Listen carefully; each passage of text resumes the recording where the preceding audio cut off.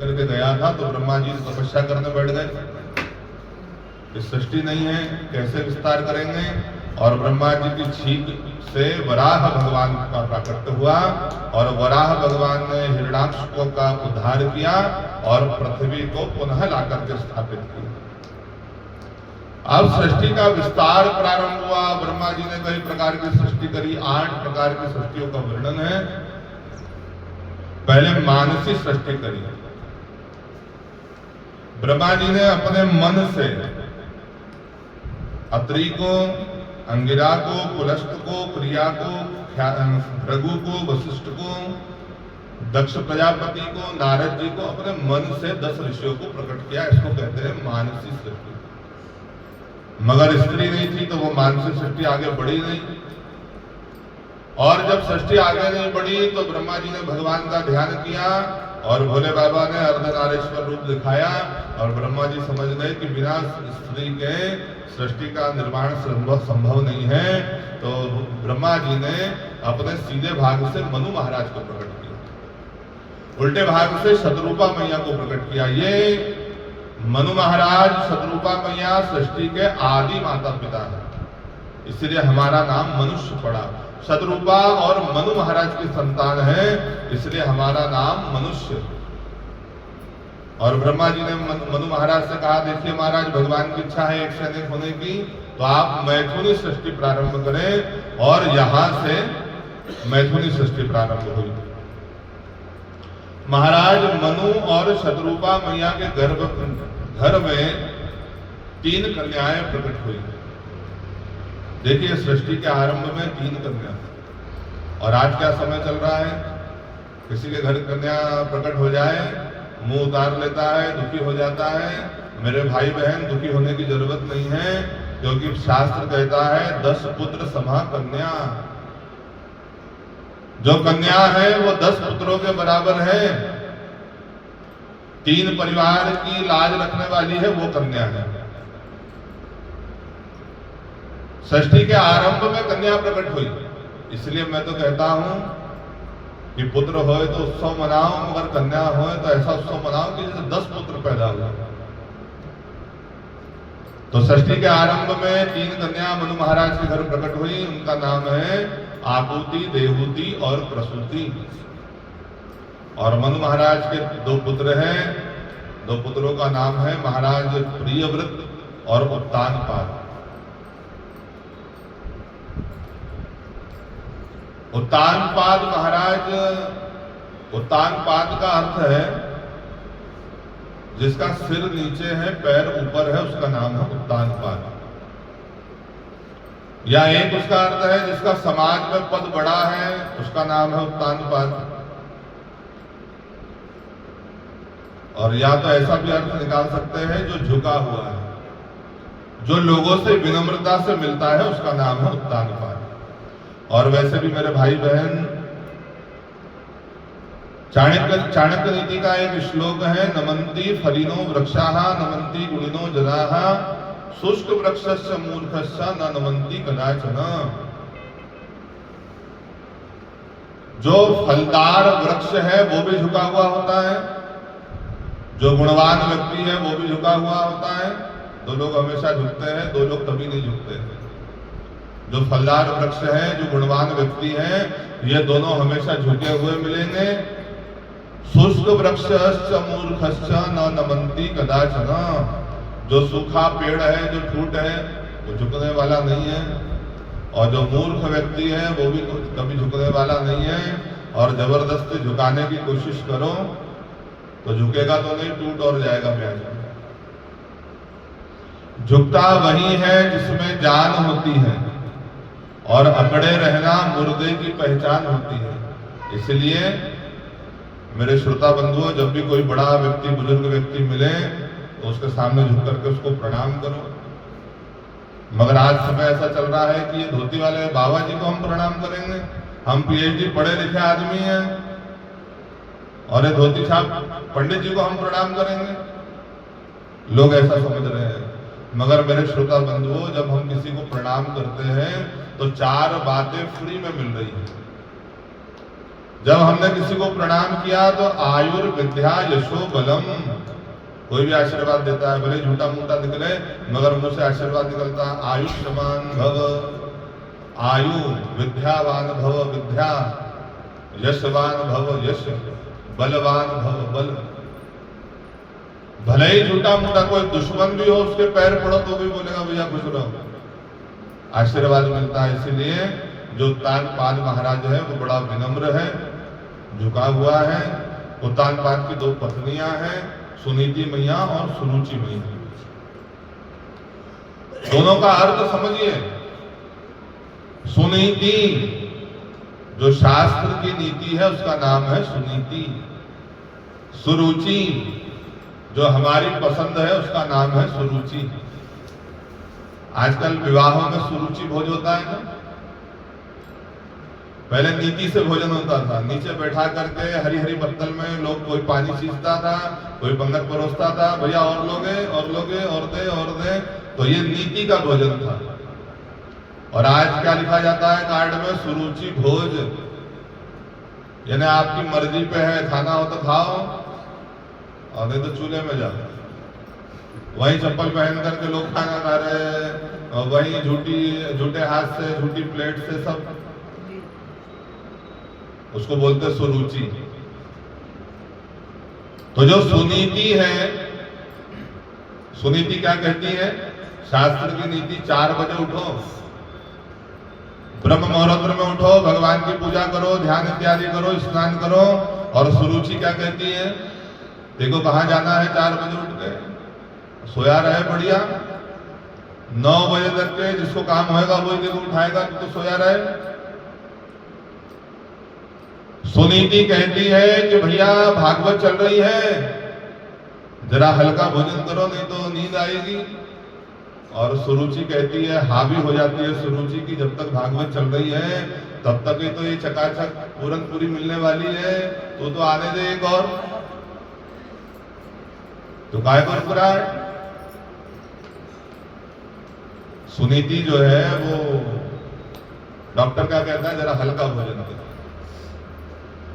और सुरुचि क्या कहती है, एक रसगुल्ला और आने दे, जो होगा शुगर बढ़ेगी देखेंगे रात को। तो सुनीति और सुरुचि दोनों की आपस में बनती नहीं है, दोनों एक दूसरे के विपरीत है।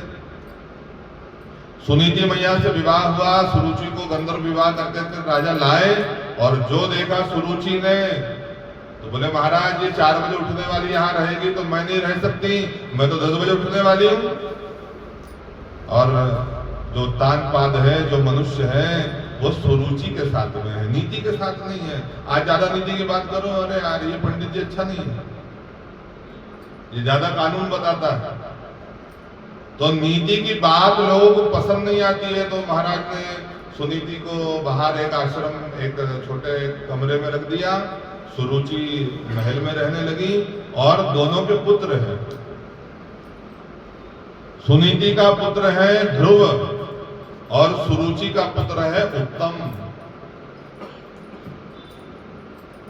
रुचि के मार्ग पर चलने से उत्तम की प्राप्ति हुई।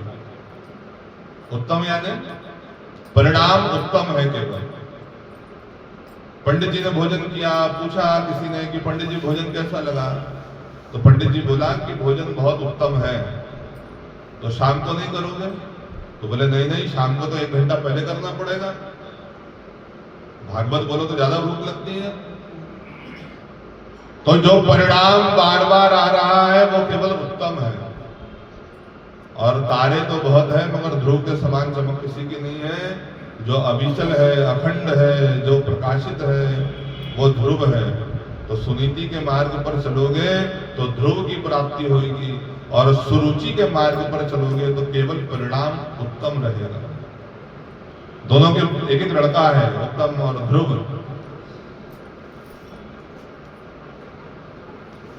एक रोज 5 वर्ष का बालक ध्रुव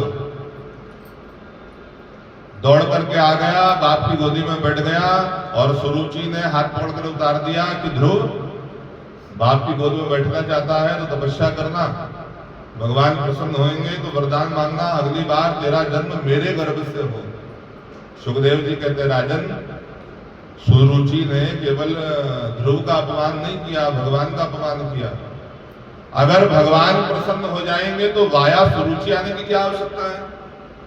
डायरेक्ट आ सकता है कि मेरे को पिताजी की गोद में बैठना है, मगर सुरुचि ने भगवान से बढ़कर के अपने गर्भ को बताया कि भगवान से वरदान मांगना, अगली बार मेरे गर्भ से तेरा जन्म हो। छोटा सा बालक, विचित्र बालक है। जो सामान्य बालक होते हैं वो सामान्य बुद्धि के होते हैं, वो बात थोड़ी देर में भूल जाते हैं। और जो ध्रुव है वो विशेष बालक है। उसके बाद मन को लग गई, जाकर के कहा अपनी मां से, मां मेरी विमाता सुरुचि कहती है कि जंगल में जाना, भगवान का भजन करना, अगली बार मेरे गर्भ से तेरा जन्म हो ऐसा वरदान मांगना। और सुरुचि तो सावधान है, वो सुनीति तो सावधान है। सुनीति शास्त्र की नीति है। मेरे भाई बहन, जब बच्चे छोटे हो तो सावधान रहने की आवश्यकता है। सुनीति ने कहा कि हाँ बेटा, तेरी माँ बिल्कुल ठीक कहती है, क्योंकि ये तेरी अभागी माँ तुझे अपने बाप की गोद में तो नहीं बैठा सकती। विचार किया कि मेरा 5 वर्ष का बालक है, जंगल में जाएगा, जंगल में तो बड़े बड़े सिंह, शेर इत्यादि हिंसक पशु रहते हैं, क्या होगा उसका? वैसे ही बाप नहीं के बराबर है। और फिर विचार किया सुनीति ने कि संसार में कोई अनाथ नहीं है, सबका नाथ जगन्नाथ,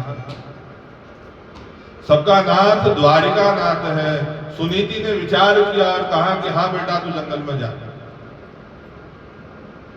ध्रुव ने कहा कि तो मां फिर मैं जाऊं, आशीर्वाद लेकर के 5 वर्ष का, जरा दर्शन तो कीजिए झांकी का। 5 वर्ष का बालक है ध्रुव, जंगल में चला गया माँ का आशीर्वाद लेकर के। और रास्ते में नारद जी ने देखा, नारद जी मिले।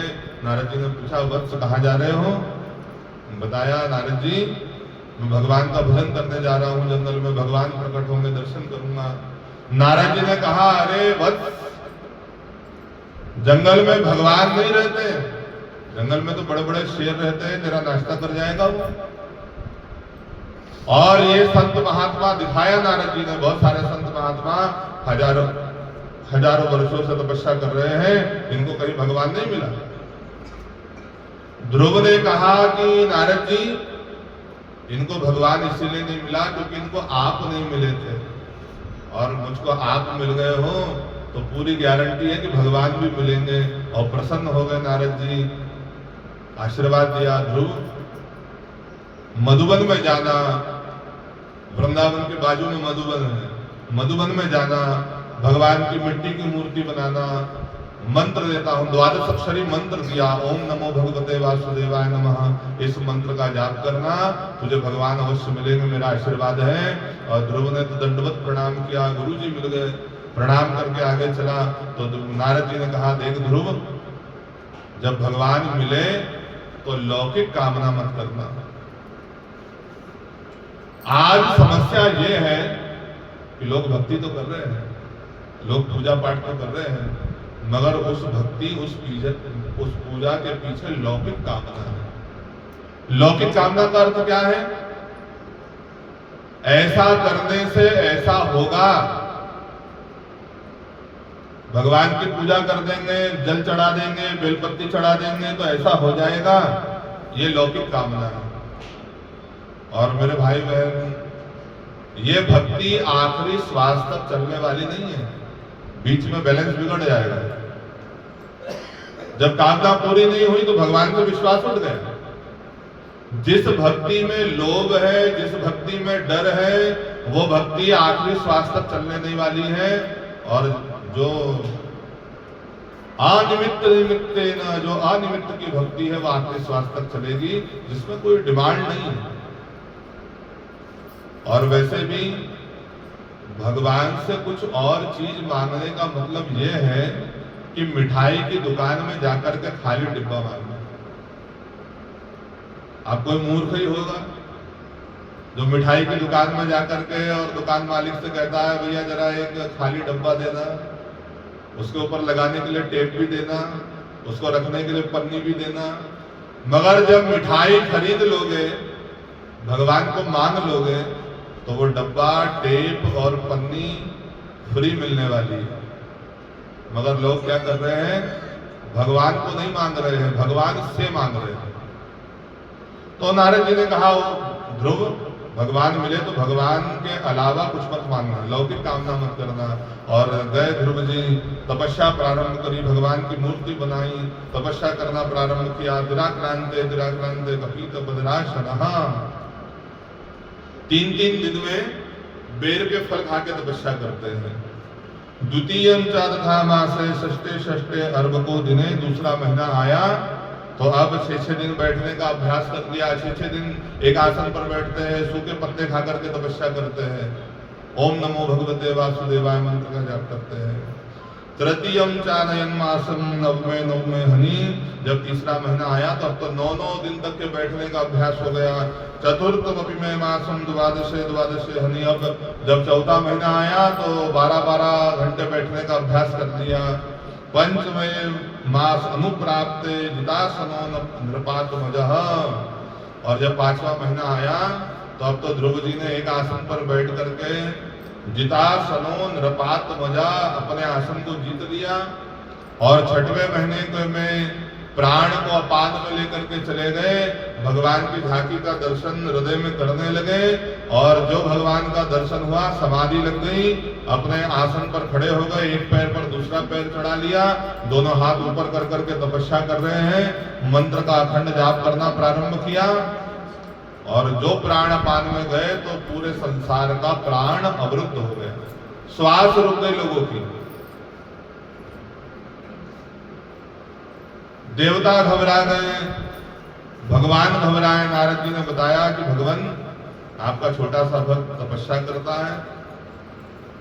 और भगवान प्रसन्न हुए, दर्शन देने के लिए हरि का रूप लेकर के प्रकट हुए।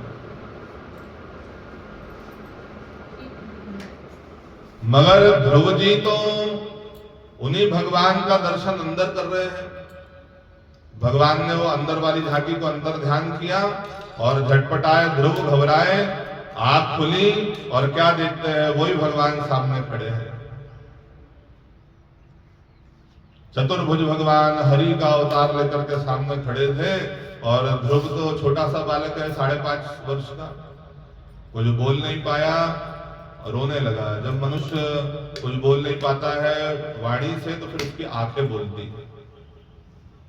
वाणी से नहीं बोल पाए ध्रुव, तो आंखें बोली, आंखें रोने लगा ध्रुव। और भगवान ने तो अपना दक्षिणावर्ती शंख ध्रुव के गाल पर लगाया और रोम रोम में विद्या प्रकट हुई। ध्रुव ने स्तुति करी भगवान की। योन्तः प्रविश्य मम वाचमिमां प्रसुष्टां, संजीवयत्खिल शक्तिधरात् धाम्नां, अन्यांच हस्तचरण श्रवणगाधि, प्राणान् नमो भगवते पुरुषाय तुभ्यं। हे प्रभु, आपने मेरी सोई हुई वाणी को जागृत कर दिया। भगवान ने कहा, ध्रुव मांगो क्या चाहते हो। ध्रुव ने कहा, भगवान आपके दर्शन हो गए, अब कोई कामना बची नहीं है। भगवान ने ध्रुव को अपने गोद में बैठाया, सिर पर हाथ फेरा, माथा सूंघा भगवान ने ध्रुव का और कहा कि ध्रुव, तेरी तपस्या से मैं प्रसन्न हूं। मैंने तुझे ध्रुव लोक का राजा बनाया है, तूने 36,000 वर्षों तक के राज्य करना और फिर अपने ध्रुव पद पर चले आना। भगवान अंतर ध्यान हुए और नारद जी ने बताया उत्तानपाद महाराज से, महाराज आपके पुत्र ने भगवान को प्रकट कर लिया है।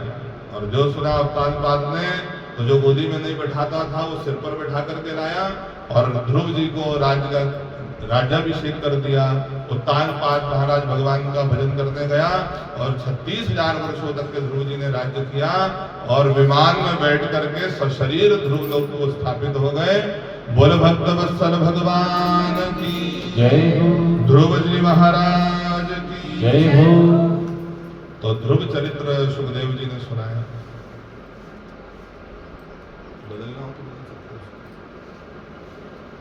परीक्षित जी से सुखदेव जी कहते हैं, राजन